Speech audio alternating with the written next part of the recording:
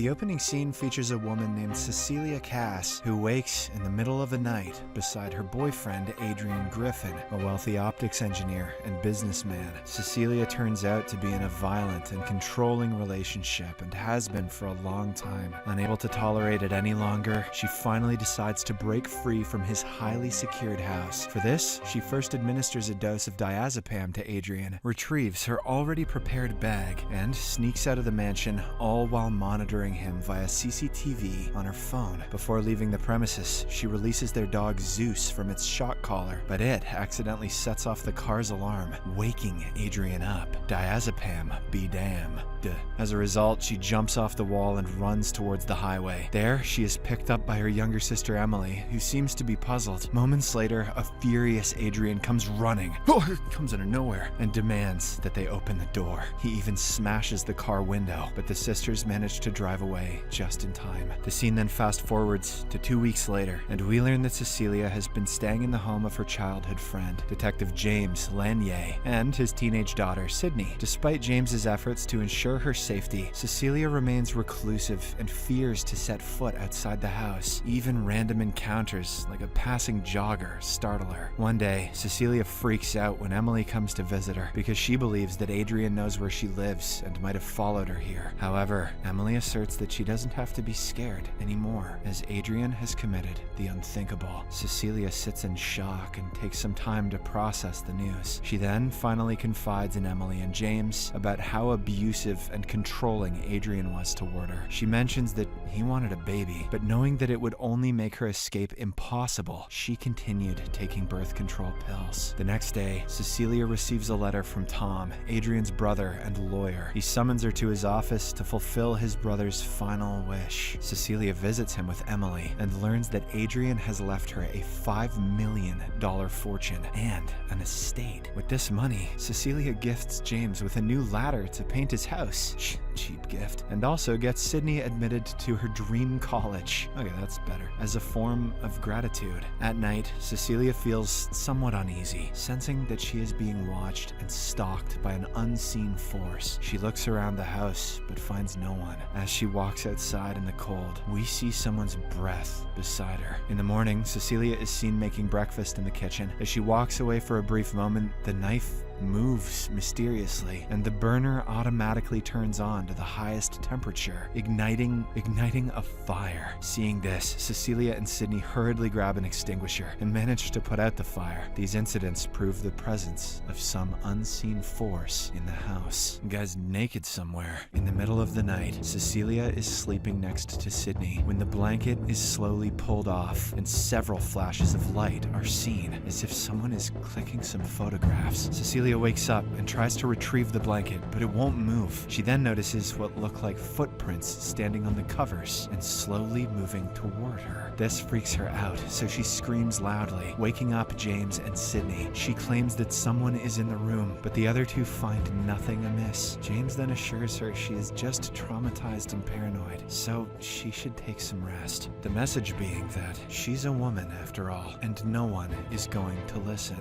The following day, Cecilia goes to a job interview for an architect's position. There, she tries to present her work portfolio contents, but finds her bag completely empty. She suddenly starts feeling dizzy and collapses to the ground. She is then rushed to the hospital where she gets her blood work done. Upon returning home, she receives a call from the doctor telling about high levels of diazepam found in her system, and that's what caused her to faint. To her horror, she finds the same bottle of bloodied diazepam in her bathroom, with which she drugged Adrian during her escape. Feeling unsafe, Cecilia, accompanied by James, goes to meet with Tom. She believes that Adrian faked his death and used his optics expertise to become invisible in order to torment her. She also recounts a chilling past incident when she was planning her escape in her mind, but much to her shock, he continued to stare at her and claim claimed that she can't escape from him at any cost. However, Tom rebuffs her idea since he has an urn with Adrian's ashes. He also presents her with crime scene photos to confirm that Adrian indeed committed the unthinkable. After this, Cecilia goes to talk to Emily, who is surprisingly angry with her, having received a hateful email from her account. Confused, Cecilia insists that she didn't send it and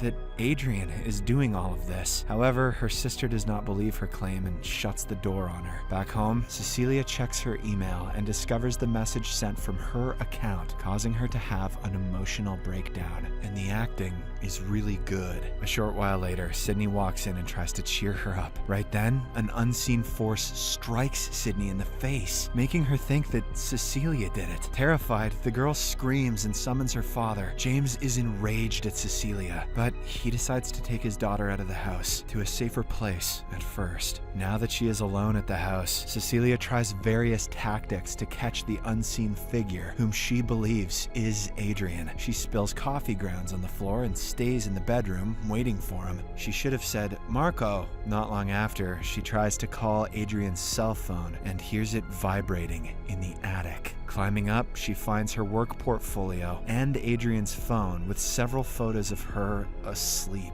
At the same time, she receives a text message saying, "Surprise." In a state of panic, she dumps a bucket of paint down the attic trapdoor, and it surprisingly coats the invisible figure. "Ooh, my favorite color. You remembered, babe." After making her way back downstairs, she hears the kitchen sink running. Upon heading to check, she discovers that the figure has washed the paint off, as if it's that easy. In a self-defense move, she grabs a knife, but she is soon grabbed by the neck and thrown across the room. A violent struggle ensues, but Cecilia somehow manages to escape from the house. She hurriedly grabs an Uber and heads to Adrian's mansion near a sea coast. Upon arrival, she makes her way to Adrian's research lab in the basement. There, she discovers a high-tech bodysuit covered with cameras that can turn invisible, which finally confirms her suspicions. Cecilia takes this suit and hides it in their former bedroom's closet. As she prepares to walk out, she sees another pair of invisible footprints that attacks her again. Shortly after, their dog intervenes, buying her time to flee the scene. "We may be invisible, Raggy, but I know an asshole when I smell one." Cecilia then sets up a meeting with Emily at a restaurant and apologizes while also explaining that she loves her. Emily's skepticism starts to melt as they begin to bond, after which Cecilia proceeds to disclose about the invisible suit at Adrian's lab. Just then, in a moment of eerie quiet, the invisible man slits Emily's throat and places the knife in Cecilia's hand, framing her for murder. In the aftermath, a shocked Cecilia is arrested and moved to a sanitarium. She continues to scream that Adrian killed her sister until she is strapped down and sedated. Afterwards, Cecilia is tested and interrogated for allegedly killing Emily. In defense, she tries to explain herself, but she senses Adrian's presence in the room and hesitates to do so. While awaiting trial, Cecilia is remanded to a psychiatric hospital where she learns an astonishing revelation. She is pregnant. She's going to give birth to a little invisible baby. A few days later, Tom comes to visit her and offers to get her charges dropped on one condition: give birth to the baby and return it to Adrian. Here, it is revealed that Tom helped stage his brother's death and was working with him the whole time. He further discloses that Adrian knew that she was taking birth control pills, so he swapped them with something else, which is how she got pregnant. Tom also says that she will lose the fortune and will be admitted permanently to this institution if she doesn't accept the deal. However, Cecilia, who is still devastated by her sister's death, turns him down. She throws Tom's belongings off the table, giving her a chance to steal one of his quill pens. Her master plan is to pretend that she's like Shakespeare. Later, in her room, Cecilia prepares to commit the unthinkable with the same pen. Oh, that's O. But the invisible man stops her. Turns out this was bait, and Cecilia uses this opportunity to stab him with the pen. This causes his suit to glitch, and for him to appear and disappear at random. Just then, a patrolling guard walks inside, only to be stunned by the glitching figure, who then beats him down. Cecilia tries to run as more guards come, but the invisible man incapacitates them all before escaping into the stormy night. Cecilia follows him to the parking lot where she confronts him. In order to protect her unborn child, the invisible figure instead threatens to attack those she loves, starting with Sydney. As soon as the figure departs, Cecilia calls James and warns him of the danger. She also grabs a car and races to his house. Meanwhile, the Invisible Man arrives and starts to attack Sydney. James rushes to the scene, but the figure subdues him as well. Not long after, Cecilia breaks in and sprays him with the fire extinguisher, revealing his shape. And what a stupid shape it is. She then shoots the figure 4 times, finally resulting in his demise. As she unmasks him, she is shocked to see that it's Tom. Seriously, why the hell did this guy want to help his brother do this? In the meantime, a SWAT team storms Adrian's house and finds him alive, tied up, and claiming that Tom held him prisoner. In the aftermath of these events, James explains to Cecilia that the evidence suggests that Tom used his brother to get to her. However, she is still convinced that Adrian and Tom were working together, and that when things went wrong, Adrian set his brother up as the scapegoat for his crimes. In order to get Adrian's confession, Cecilia goes to meet him at his house secretly wearing a listening device, while James positions himself a few blocks away and eavesdrops on their conversation. They sit at a dining table in full view of the security camera. She agrees to mend their relationship, but only if he confesses that he was the mastermind behind all of this. Adrian insists that Tom was responsible and claims that this experience changed his outlook on life and how he treated her. After Adrian says the word surprise, Cecilia excuses herself and heads to the washroom. He always used to say that word, she thinks, his favorite word in all the land. Meanwhile, Adrian senses something amiss when his head is suddenly jerked back and his throat is slashed. As a result, he collapses to the ground and starts bleeding heavily. Cecilia returns to the dining room and appears